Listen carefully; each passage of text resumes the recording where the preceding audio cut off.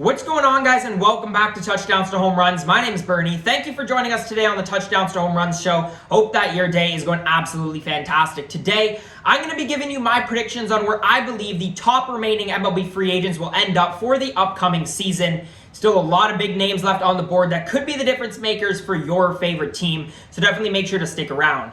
But recently we saw George Springer, one of the top free agents, go to the Toronto Blue Jays, which in my opinion now makes Trevor Bauer the most sought out free agent that is remaining in the pool. And I mean, rightfully so. He had a terrific 2020 season where he won the Cy Young Award, posted a 1.73 ERA, and was absolutely terrific.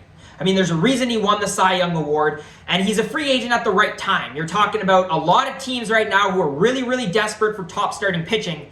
And besides him and maybe James Paxton, the pitching pool right now is very dry, especially after the Yankees just took one of the top trade candidates in Jamison Tyon. But the one thing that concerns me with Trevor Bauer is, yes, he had a fantastic 2020 season. He also had a fantastic 2018 season. But besides those two seasons, he's never posted an ERA sub 4.15. Now, don't get me wrong, Trevor Bauer has been a very solid starter throughout his entire 9-year career in Major League Baseball. But the way that the pool is going right now, the amount of teams who are desperate for starting pitching, and the year he had last year in 2020, you're talking about an annual salary that's probably going to be close to $30 to $40 million for Trevor Bauer. And you can say what you will about if that's overpaying him or if it's not, but Trevor Bauer still has a lot of risk coming with him. Because we've seen different Trevor Bauers, even between just 2018 and the 2019 seasons. Now, as for the teams that are involved in him, I could still see the Yankees getting another starter. They lost J. Happ to the Minnesota Twins. They're probably not signing back Tanaka or James Paxton. And they filled in the rotation with some injury-prone guys. Tyon, Corey Kluber, all injury-prone guys. Plus, you don't know what you're getting from Luis Severino, who's also coming back from an injury. You could also look at a team like the Mets, have DeGrom, Carrasco, Stroman in that rotation. But as I mentioned in previous videos, I think you need to bump down Carrasco and Stroman down in your rotation to be your 3-4 starters, which means they definitely have to, again, fill a hole for that 2-starter or potentially get like another 1B caliber starter. Trevor Bauer would more than fit that role. But the team that I think is probably the most likely to sign him would be the LA Angels. You're talking about a team who has probably one of the best players all time in Major League Baseball when you look at Mike Trout. Last free agency, spent a ton of money in Anthony Rendon. I think their lineup is going to do just fine, even though they're probably losing Andrelton Simmons. But in the rotation, that's always been their problem, and they've never wanted to put big bucks into getting a top starter. And their top starter right now is Dylan Bundy. And, as much as they want to get these cheap, decent starters, it's not going to cut it. And I think that, even though the value for him is going to be really high, Angels have to overpay because they are getting really desperate to make the playoffs, first of all. But to do that, they're getting really desperate to get one of their starting pitchers. Next up, we have JT Realmuto. I mean, probably the best catcher in baseball. The thing about JT Realmuto is I don't know how much separation in terms of offensively that catchers can get you. Now, he's a guy who can hit over 20 home runs. He hit 25 in 2019 and was one of the best defensive catchers in baseball. But in 2020, his caught stealing percentage definitely decreased, and I'm not sure exactly what that does for his value. Now, the most likely team to re-sign him is going to be the Philadelphia Phillies. I mean, they're a team who's probably going to come last in that division in my predictions. They haven't really gone for any free agents to build around their roster besides Realmuto. And I think they've had just a weird, interesting offseason. I think they're the most likely to re-sign him just because I don't think any other teams are that desperate for a starting catcher and are going to pay as much as the Phillies are probably going to pay Realmuto. Next up, we have Marcelo Zuna. Now, Marcelo Zuna had a fantastic season last year. You're talking about an Atlanta Braves team who made a deep push into the playoffs and signed Marcelo Zuna to fill their third outfield spot on right around a qualifying offer. He's a guy who hit 18 home runs in 2020, coming off, seasons in 2017 where he was pushing 40 home runs, and he's definitely a 30 home run caliber hitter. Again, I think that there's a lot of outfielders that were out there. You look at Springer, but there was also a lot of mid-tier outfielders, and I'm not sure how many teams necessarily need to overpay for Ozuna with guys like Jackie Bradley Jr. still out there. But Marcelo Zuna is a guy who could definitely be your 3-4 hitter in a contending team, and he was last year. He was absolutely fantastic.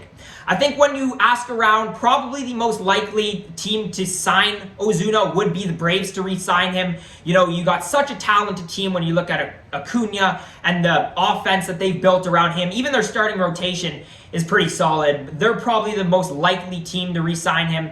However, I could also see a team like the Giants swooping in and getting him. The Giants had a great 2020 season. I know that it was a weird year. It was a shortened season. But you're talking about a team who literally just missed the playoffs. They were right on the cusp of it. And this is a team who doesn't have a strong lineup with only guys like Dickerson, Posey, Belt, Longoria, Crawford. But all of a sudden, you put a guy like Marcelo Zuna in that 3 spot, in that 4 spot of your lineup, and all of these other average hitters that you have around in that Giants lineup, all of a sudden, don't have to give you so much production. The expectations for them go a bit down. The weight is put more on a quality hitter like Ozuna's shoulders who can give you that 30 home run. And all of a sudden, this lineup looks a whole bunch deeper. Now, I think that the division is very competitive. I don't think they can compete with a team like the Dodgers or even the Padres now. And especially with their rotation with only Cueto, Kevin Gausman up there. But I definitely think that Ozuna in that outfield and in that lineup could definitely be a big fit for the Giants, who I know still are going to want to try to be as competitive this year as possible. Next up, we have Jackie Bradley Jr. Now, Jackie Bradley Jr., other than Springer and other than Ozuna, was probably the most sought-out outfielder of the year. You're talking about a guy who, can do it at the plate. He's a guy who can put up 20-ish home runs, maybe push 25. He's a guy who doesn't necessarily hit for average or OBP, but will give you some of the best defensive performances that you will see in the outfield. And he's a guy who could probably hit 6 or 7 in a contending lineup.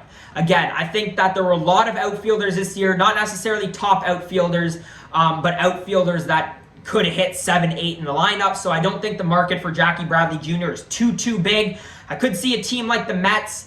They missed out on Springer. They might still want to find a third outfielder. But I still think the most likely team to re-sign him would be the Boston Red Sox, whose lineup has been declining in the past couple of years.